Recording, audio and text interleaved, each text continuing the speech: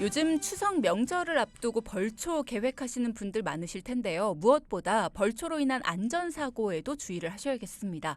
소방청에 따르면 최근 5년간 추석 명절 전후로, 그러니까 9월에서 10월에 발생한 구급 출동의 주 원인으로 벌쏘임, 뱀 물림, 예초기 사고, 이렇게 벌초를 하다가 생기는 안전사고가 가장 많았다고 하는데요. 자, 오늘은 한림대학교 강남성심병원 응급의학과 강구현 교수를 모시고 벌초 갔다가 생길 수 있는 여러 가지 응급 상황과 대처법에 대해 자세히 알아보겠습니다.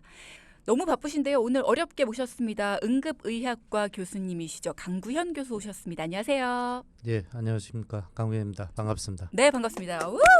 네, 박수. 이맘때 응급실을 찾는 환자들, 벌초 갔다 발생하는 응급 환자들이 참 많다고 들었어요. 어떤가요? 예, 지금 이 시기는 뭐 여름에서 가을까지 날씨도 어떻게 보면 좋고 이러기 때문에 많은 분들이 야외 활동하기 좋으신 생각이지만 생물 입장에서 보면 그 입장도 바쁜 시기입니다.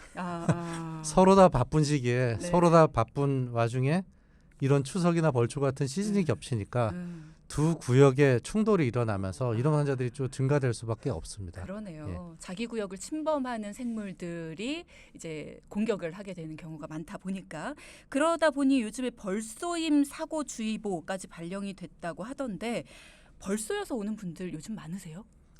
뭐 아직은 뭐 그렇게 많지는 않더라도 지금 증가되고 있긴 합니다. 특히나 그러고 이 벌쏘임 같은 경우는 대부분 이런 도시 지역도 있지만 대부분 이 벌초나 이렇게 가기 때문에 네. 이런 좀 그 야외 지역이라는 좀 서울 외곽. 외곽 쪽에 있는 병원이나 이런 쪽에서는 좀 더 많이 오실 겁니다. 벌에 쏘였다. 그러면은 어떻게 대처를 해야 되는지도 궁금하고, 일단은 모든 벌에 쏘였다고 해서 다 응급 상황은 아니잖아요. 예, 아마 이 방송을 듣고 계신 분들도 한 번쯤 벌에 쏘이셨을 겁니다. 그리고 이 벌에 쏘인다는 거는 일단은 지금 한 8월, 9월이 벌의 또 산란기라 그러더라고요. 그러다 보니까 활동도 많고 민감한 상태고 사람들도 활동도 많고 이러다 보니까 벌에 쏘이는데, 되게 벌에 쏘여서 오신 분들한테 이제 저희가 묻죠. 벌이 어떤 건가요? 물으면 보신 분들 별로 없어요.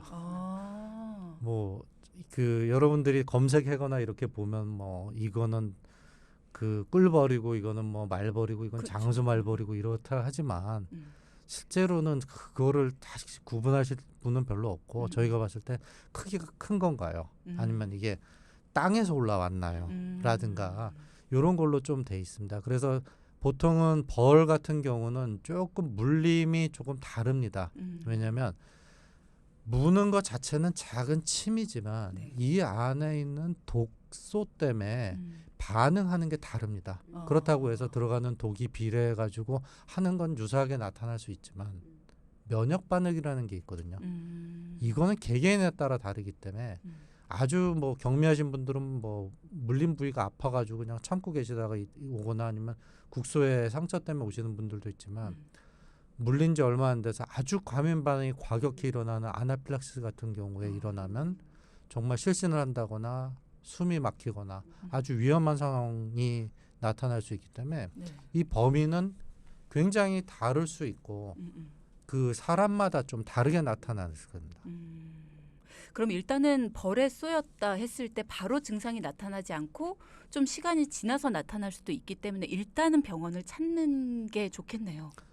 되게 이제 뭐 국소 감염 같은 경우는 좀 늦게 오셔도 되지만 아나필락시스라고 하는 이런 과민 반응이 폭발하는 반응은 네. 실제로 수분 안에 일어나기 때문에 굉장히 좀 그거는 급격한 상황일 때 빨리 119에 신고하시고 빨리 그거에 대한 대책을 하셔야 됩니다. 아나필락시스 쇼크라는 게 구체적으로 어떤 증상이에요?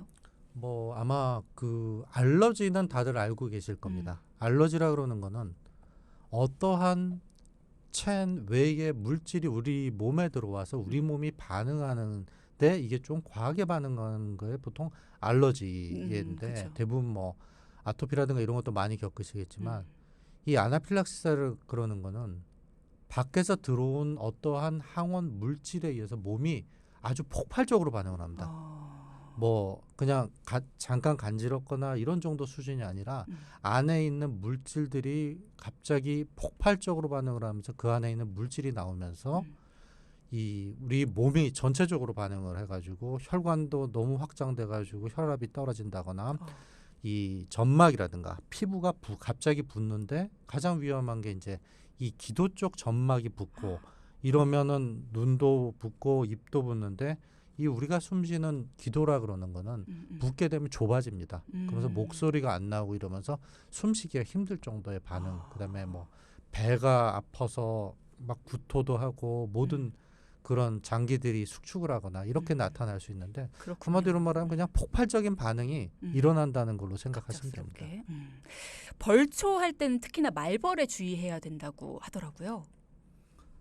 예, 벌은 사실 여러 종류가 있는데 네. 저도 뭐 그거의 전문가는 아니지만 저희가 봤을 때는 일반적인 꿀벌보다 말벌 같은 경우는 독성 자체가 더 많고 독의 양이 많습니다. 그리고 가장 큰 종류라고 하는 장수말벌 같은 경우는 일반적인 꿀벌보다 독의 독성이 한 1.3배에서 1.5배 많고 독의 양도 한 20배에서 30배까지 많아서 실제적으로 꿀벌보다 한 40배 정도 이상 더 독이 강할 수 있다고 말하고 있습니다. 네. 그리고 또 땅에서 살고 있다고 하던데요. 이게 저희가 보통 벌집이라고 하면 위에 매달려 있는 걸 상상하거든요. 대부분 이제 꿀벌 이런 거나 그 처마매치나 나무 이런 데다 하는 게 종류가 털벌 말벌이나 등 검은 말벌 등은 그럴 수 있지만 장수 말벌, 땅벌들은 땅 속에 집을 짓고 있기 때문에 의외로 많이 하시는 분들이 벌집을 못 봤다 그러고서 땅에서 막 나왔다고 하시는 분들이 있을 수가 있습니다. 네. 그러니까 이즈음에서 이렇게 잔디 정리하시고 또 벌초 가셨다가 이렇게 정리하시는 분들은 이 벌쏘임 주의하셔야겠다라는 이야기. 땅을 건드렸다가 이제 벌집을 건드리는 경우가 상당히 많을 수 있다라는 것도 주의하셔야겠습니다. 자, 이제 벌초할 때 우리가 진드기도 좀 조심을 해야 된다라는 이야기 많이 듣습니다. 진드기에 물렸을 때 나타날 수 있는 질환은 어떤 것들이 있나요? 대부분 진드기에서 나타날 수 있는 질환은 많지만 우리나라의 가장 많은 퍼센테이지고 지금 시즌 특히 야외 시즌에 많이 있는 게 쭈쭈가무시하고 그다음에 중증 열성 혈소판 감소 증후군이라 그래서 SFTS라고 이것이 가장 지금은 대표적으로 있습니다. 이런 진드기 같은 경우는 진드기가 매개가 돼서 물리는 병이기 때문에 진드기가 사람의 피를 빨고 이 것에 의해서 대부분 주 증상이 거의 비슷한데 물리고 나서 한 1주나 2주 있다가 발열이 생기면서 다른 증상이 동반되면은 병원을 내원해서 이거를 확인을 할 수 있습니다. 그렇군요. 그러면 우리가 진드기에 물렸어요. 어떤 증상들이 나타날 수 있을 텐데 그랬을 때 치료는 또 어떻게 해야 되는지 우리가 바로 할 수 있는 어떤 처치가 있을까요? 일단 진드기에서 쭈쭈가무시 같은 경우는 세균이기 때문에 우리가 그 하는 약이 있긴 하지만 이 쭈쭈가무시 같은 경우도 전체적으로 온 몸에 혈관염을 일으킵니다. 그렇기 때문에 치료가 좀 늦거나 어떤 사람 중증인 경우에는 굉장히 나쁠 수 있고 그다음에 중증 혈소판 감소증 같은 경우는 이 자체가 사실은 큰 약이 없습니다. 그래서 진드기 얘기 나오면은 대부분 말씀드리는 것들이 안 물리는 게 최선입니다. 진드기 같은 경우는 보통 우리나라에 이렇게 풀섭에서 그렇게 낭만적으로 앉아 있거나 누워 있거나 이러시면 안 됩니다. 특히나 가을철 가실 때 짧은 팔들, 그다음 피부 노출된 상태에서 그냥 풀섭에 눕거나 앉거나 이런 거 자체로서 하는데 쭈쭈가무시 같은 경우는 대부분 물리는 양상들이 조금 이렇게 그 따뜻한 데를 좀 물긴 합니다. 털진드기인데 이게 보통 이제 겨드랑이나 서해부 여자분들 같은 경우 속옷 있는 쪽에 좀 물려가지고 있고 이게 한 며칠 동안 피를 빨 수 있습니다. 그다음에 SFTS 같은 경우는 참진드기과에 있고 얘들은 좀 팔 다리 쪽으로 좀 있긴 한데 그걸 다 잊지 못하더라도 일단은 이거에 대해서는 예방을 할 수가 있기 때문에 긴 옷, 그다음에 커버할 수 있는 거 기피제, 그다음에 와서 야외 활동한 다음에는 반드시 샤워나 이런 거 하시면서 물려 있는지를 보시고 어떤 분들은 병원에 이렇게 물린 채로 오신 분들이 있습니다. 진드기 발견돼서 보통 한 번에 다 하지 않고 2, 3일 동안 있거나 이렇게 될 수 있기 때문에 그거 가지고 반드시 야외에서 있는 옷은 구분해서 빠지고 돗자리나 이런 것도 다 소독이나 세탁을 하시는 게 좋습니다. 이게 세탁을 그냥 하면 다른 옷에까지 진드기가 번지지 않을까 또 걱정하시는 분들도 있으신데 괜찮은 거죠? 뭐 소독을 따로 안 하거나 뭐. 예, 그렇게 안 하시더라도 그 세제나 이런 걸로 해서 하시면 되고 물린 상태 가끔가다 이렇게 진드기 물렸다고 오시는 분들이 있어요. 그냥 이런데 그건 잘 오시는 겁니다. 그걸 집에서 이렇게 바이러스나 이런 거 있는 걸로 손으로 하다 터트린다거나 그 진드기가 이렇게 하다 보면 잘 부러져요. 진드기가요? 예, 물린 상태에서 이렇게 피부에 박혀 있는 상태에서 오면 이거를 손으로 한다거나 이렇게 하시다 보면 네. 이게 똑 부러질 수가 있습니다. 그래서 병원에 오셔서 보통 포셉으로 잡고 안쪽부터 해가지고 저희가 뽑고 나머지 증상이 있는지 증상 발현되면은 이제 그런 거에 대한 검사를 좀 할 수가 있습니다. 진드기가 부러진다라는 게 저희는 사실 상상이 잘 안 되긴 하는데 진드기가 부러지면은 그러니까 자기가 이렇게 꽂고 있는 상태에서 예. 부러진다는 얘기잖아요. 일부분이 남아 있는 거죠.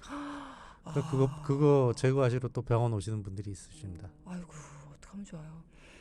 자 일단은 조심하셔야 되겠다는 생각이 많이 들고요. 방금 말씀하시는 중에 여러 가지 뭐 대처법을 말씀해 주시면서 기피제 말씀을 몇 번 하셨어요.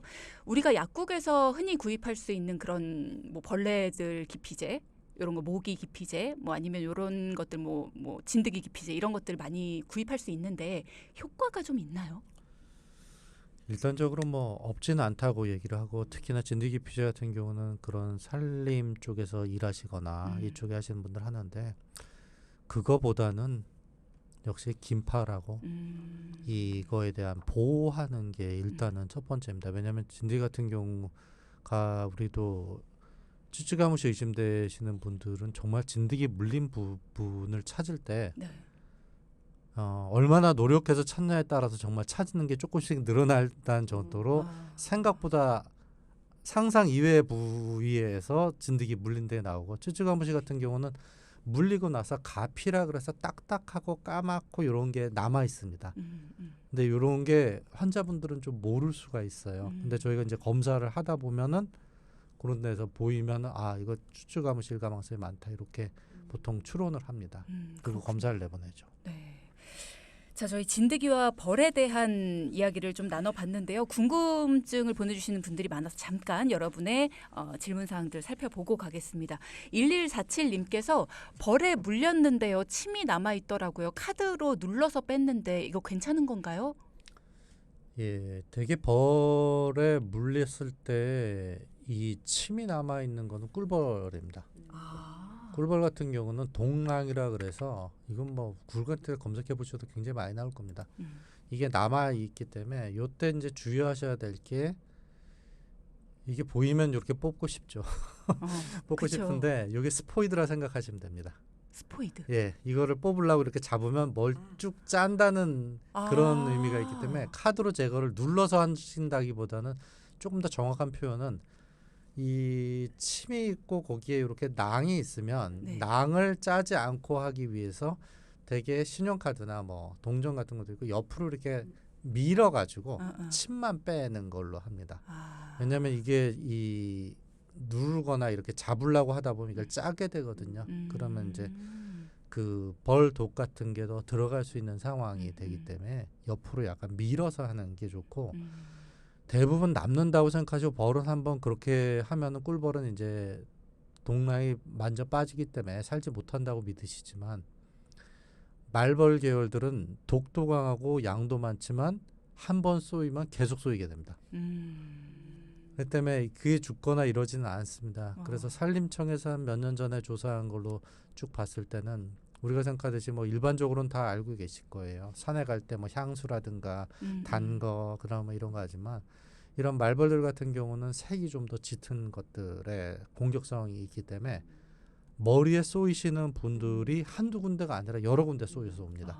그리고 이제 이걸 쫓아내려고 막 흔들면 좀 더 강하게 되기 때문에 보통 산림청 이전 연구에서 좀 보게 되면 빠르게 한 20m 이상 그냥 도망가서 있으면 걔들이 다시 집으로 복귀하기 때문에 좀 됩니다. 그렇기 때문에 따라와도 그냥 도망을. 한번 쏘였다고 이게 더 이상 안 쏘인다는 믿음을 가지시면 안 됩니다. 말벌 같은 경우는 계속 쏩니다. 그러면 도망을 갔어요. 근데 내 짐이 그쪽에 있어요. 짐을 버리고 왔어요. 그럼 짐을 찾으러 다시 가면 다시 쏩니까? 그거는 그때 상황에 따라 다르겠죠. 그때 상황에 따라 한번 흥분된 이런 벌들은 특히나 이제 뭐 이거는 저도 전문적은 아니지만 이 전문가분들한테 얘기를 듣다 보면 되게 그 벌 같은 경우는 초기 어린 애들은 독성 자체가 조금 낮은데 앞쪽을 지키는 이 가디안이라는 벌들이 대부분 독성도 많고 그 성장하는 애들이기 때문에 네. 얘들은 좀 남아 있을 수도 있다 하더라고요. 그래서 그건 상황에 따라 좀 다를 겁니다. 그렇군요. 예. 조심해야겠어요. 저희 시댁 토요일에 벌초하러 갑니다. 저는 상비 약품으로 소독 거즈, 밴드, 그리고 산에 가서 벌이 혹시 나오면 모른다고 킬러 스프레이 이렇게 준비를 했습니다. 기본으로 준비할 게 또 있을까요? 라고 최숙자님.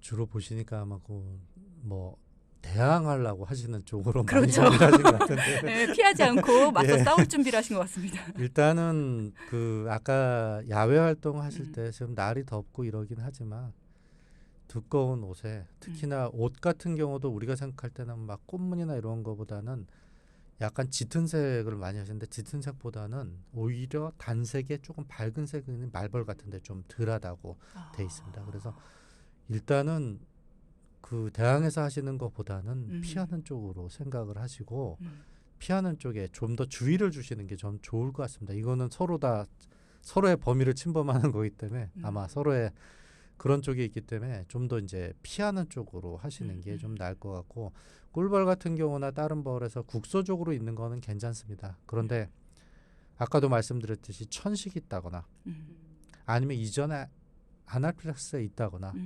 이러신 분들은 정말 위급하기 때문에 이런 119에 신고하시는 체제라든가 아예 아나필락스에 있는 분들은 처방이 돼서 에피펜이라고 있습니다. 에피네프린 펜이 있어요. 그걸 처방 받으신 분들은 반드시 그걸 챙기시고 근데 아나필락스 생기면 제가 본 환자들의 대부분은 생긴 거 알아요. 그런데 본인이 그걸 못해요. 그렇기 때문에 주변에 있는 분들이 그거를 찌르거나 이렇게 처방받으신 분들은 그런 교육으로나 대비하시는 게 더 좋을 것 같습니다. 그런 걸 또 옆에 분들한테 꼭 알려주셔야겠네요.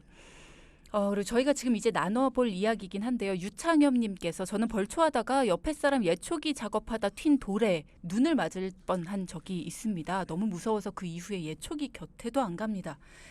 이 부주의한 작업 때문에 예초기 칼날, 낫 이런 거에 다쳐서 오는 분들도 많으시지 않을까 싶은데 어때요? 예, 많습니다. 특히 예초기 같은 경우는 대부분 뭐 전문가분들이 하실 때는 큰 문제가 없지만 1년에 거의 한두 번 정도 사용하시는 분들이 예초기를 하시게 되면 대부분 사용법이라든가 이런 것도 미숙할 수가 있고 예초기의 그 덮개라든가 작업 반경 그다음에 특히나 지금 말씀처럼 굉장히 고속으로 돌기 때문에 돌이나 모래알이 튀어서 눈에 들어갔을 때 반드시 얼굴 쪽 보완하는 거를 쓰셔야 됩니다. 그리고 작업 반경이 생각보다 넓습니다. 뭐 산림청이나 이런 데 공구하는 건 한 15m 이후에 하라고 하기 때문에 그리고 예초기 같은 경우는 본인에 있는 경우 대부분 손상되는 경우는 되게 다리 쪽, 손 쪽 이렇게 오는데 이게 고속으로 되기 때문에 의외로 뼈까지 되거나 이런 중증 손상들이 한번 생기면 많고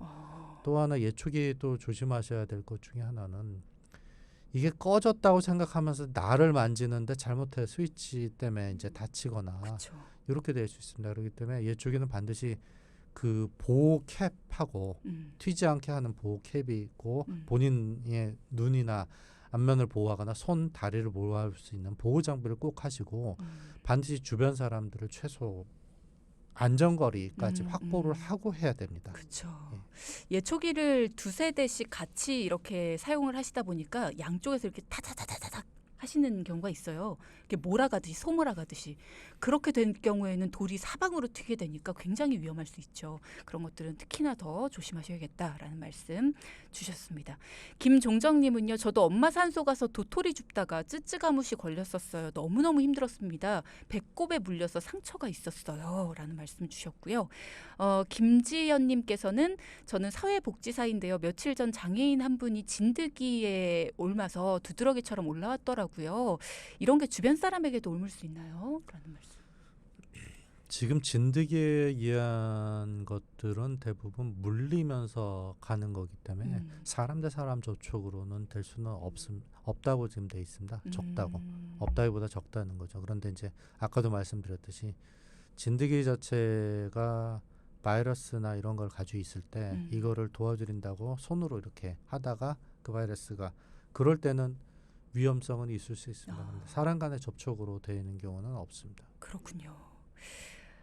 그리고 세상윤경님께서는 오늘 주제하고는 조금 다르지만 이런 질문을 주셨습니다. 조금 긴데요. 얼마 전에 외출을 했다가 왔는데 공동현관에서 사람들이 우르르 몰려 나오고 엘리베이터 문을 강제로 열고 있었습니다. 여성분이 갇혔다가 나오셨는데 관리실에서 찬물 받아다 드리고 아침에 들고 나갔던 아이스팩이 있어서 손과 정수리, 가슴에 대어 드렸습니다. 그리고 숨을 편히 쉬시라고 등짝을 쫙 펴라, 숨을 깊게 들이마셔라, 천천히 쉬셔라, 곧게 허리를 펴셔라 이렇게 말씀을 드렸었어요. 건강하신 중년의 여성분이셨지만 겁에 질리고 많이 당황을 하셔서 참 안타까웠습니다. 근데 이게 잘한 건지 뭘 어떻게 해드렸어야 했는지 계속 생각이 남더라고요. 119까지 부를 상황은 아니었는데 며칠 후에 만나 뵀더니 저층이라서 엘리베이터는 안 타고 그냥 걸어 다니고 있습니다 라고 인사를 하시더라고요. 이렇게 엘리베이터에 갇혔다가 나오신 분이 너무 당황해서 숨도 잘 못 쉬시고 거의 쓰러지다시피 하셨는데 이때 해줄 수 있는 응급 대처법 뭐가 있었을까요? 라는 질문이신 것 같아요.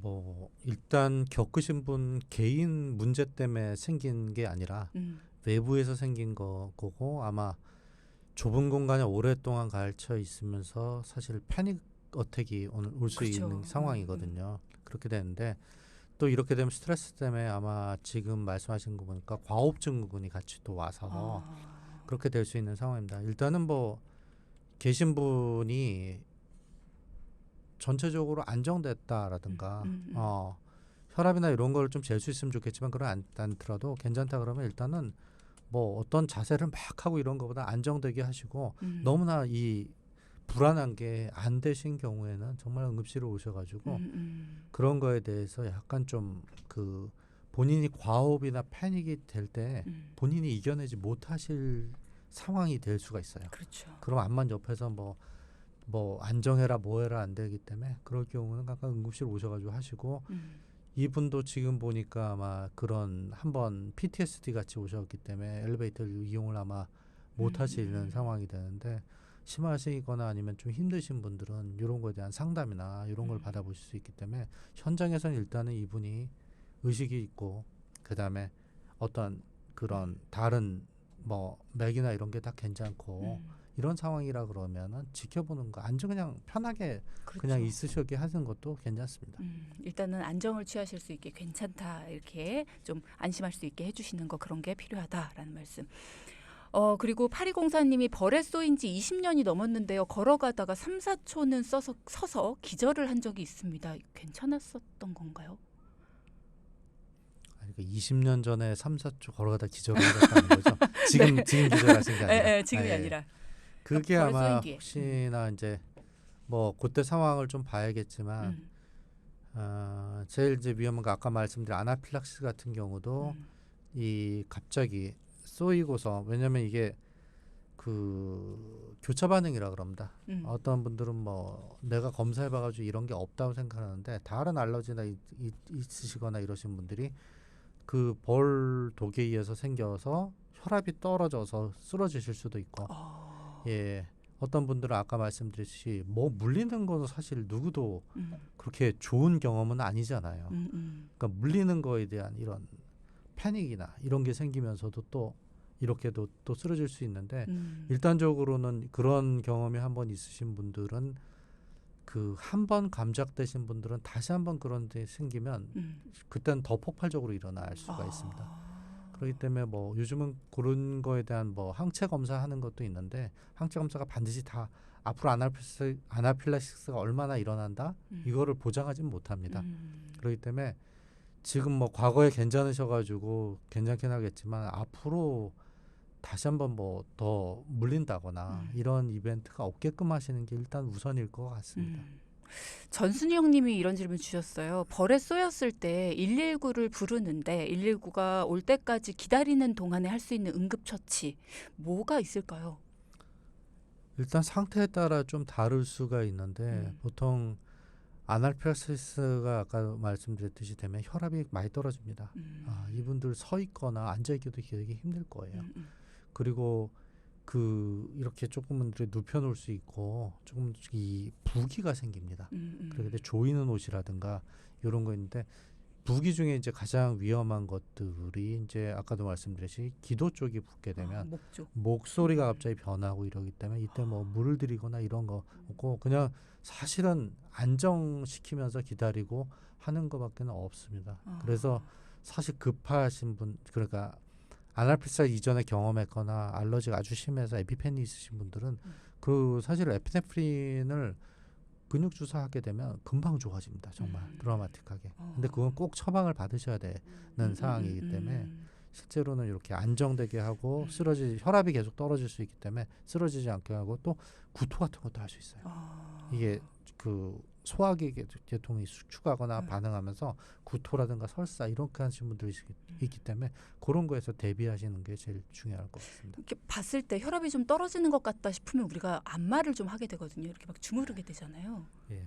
이게 좋지 않은 방법이 그보다는 조금 눕혀놓고 하시는 게 좀 나을 것 같습니다. 이 아나필락시스는 실제로 많이 생기는 겁니다. 지금 제가 벌에 대해서 말씀드렸지만 약물에 의해서도 될 수 있고 다른 대부분 영화 같은 데 보면 많이 하는 게 땅콩 알러지잖아요.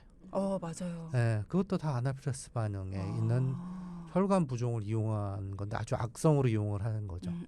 예, 그렇듯이 그런 것 자체가 굉장히 이 혈관이 늘어나면서 되기 때문에 주무르는 게 그렇게 많이 도움되지는 않습니다. 그렇군요. 자, 그러면 우리가 벌 말고 또 뱀에 대한 이야기도 잠깐은 해봐야 될 것 같습니다. 요즘에 뱀이 도심으로 너무 많이 내려와요. 무슨 자동차 보닛 열었더니 그 안에서 또 잠자고 있는 경우도 많고, 물론 이런 뱀들이 치명적인 독을 가지고 있지는 않을 수 있지만 벌초를 갖다가 야산에서 만나는 뱀은 또 위험할 수도 있을 것 같다라는 생각이 들어서요. 뱀을 만나서 물리는 경우에 어떻게 대처를 하는 것이 필요한지, 응급처치는 또 어떻게 해야 될지 이것도 궁금합니다. 예, 뱀은 좀 급이 다르죠. 네. 벌과 이런 거와 급이 다릅니다. 네. 예, 그렇기 때문에 이것도 역시 예방이 중요하고 사실 뱀 자체가 먼저 공격하는 경우는 별로 없죠. 예, 그러니까 본인에 대한 그런 자연적인 그런 보호 본능일 수가 있는데 일단적으로 할 거는 숲을 지역 갈 때 조심하고 긴 장화라든가 차라리 이런 거 신는 거는데 뱀에 물렸을 때 제일 중요한 거는 빨리 벗어나는 겁니다. 그 자리에서. 예, 그렇죠. 그 뱀이 또 안 물 거라는 생각을 하시는 것보다는 또 물 수 있습니다. 문대 또 무네요. 예, 그렇죠. 그러기 때문에 있고 제가 보는 환자분들은 일부는 그 뱀을 꼭 확인하고 싶어서 다시 잡으려고 하시는데 그러시면 안 되고 일단은 안전한 지역으로 벗어나시고 뱀에 물렸을 때는 바로 신고를 하십시오. 119에. 네, 그러시고 뱀에 물렸을 때는 뱀 독은 또 다른 좀 측면이 있습니다. 뱀 독은 이 독이 좀 퍼지는 걸 좀 막아야 되기 때문에 급격하게 움직인다거나 이런 거는 좀 하시고 뱀에 물린 데를 좀 아래쪽으로 놓으시고 조금 된다 그런다면은 한 위쪽에 한 20cm 정도 약간 좀 누르거나 이런 거 있는데 이 좀 좀 이렇게 압박을 해주거나 이런 거 있는데 그거보다는 안정을 취하시면서 이 겁니다. 드라마나 이런 데 보시면 입으로 빨거나 이렇게 칼집을 내서 그런 거 다 소용없습니다. 오히려 하시는 분의 구강에 상처라든가 딴 게 있으면 위험할 수 있고 그렇기 때문에 환자 일단은 안전하게 하시고 119에 신고하시고 상처를 조금 더 아래쪽에 내려놓은 상태에서 119에 신고하시는 게 가장 좋습니다. 뱀에 독이 없다 하더라도 2차에 대한 감염이 생길 수 있고 처음에 괜찮다 하더라도 또 시간 지나면서 이게 다를 수가 있습니다. 그리고 또 많이 또 하시는 분들이 성묘나 이런 데 가시면서 꼭 술을 들고 가시잖아요. 그 술을 붓거나 이런 것도 별로 안 좋습니다. 네. 술을 그 자리에 부으면 소독이 된다고 믿고 계시거든요. 그냥 병원 오시면 됩니다. 네, 알겠습니다. 그 알코올과 그 알코올은 다르다라는 거 꼭 기억하시면 좋겠습니다. 자, 성묘 앞두고 계시는 분들에게 오늘 정말 유용한 정보가 됐을 것 같습니다. 저희가 시간이 많지는 않습니다만 마무리 인사를 하실 시간이 한 10초 정도는 있을 것 같습니다. 교수님, 인사 한마디 건네주실까요? 예, 지금 뭐 아주 좋은 날씨에 다들 또 가족 행사가 있고 많이 가시지만 어떠한 거에 대한 치료법보다는 예방이 중요합니다. 특히나 풀섭을 가실 때 긴팔과 보호할 수 있는 거를 하시고 갔다 오셔가지고 반드시 한번 샤워나 이런 거 하시면서 물렸는지라든가 이런 걸 확인하고 예방이 제일 중요하다고 생각을 합니다. 예, 이상입니다. 네, 오늘 응급의학과 강구형 교수와 함께 이야기 나눴습니다. 교수님 고맙습니다. 예, 감사합니다. 네.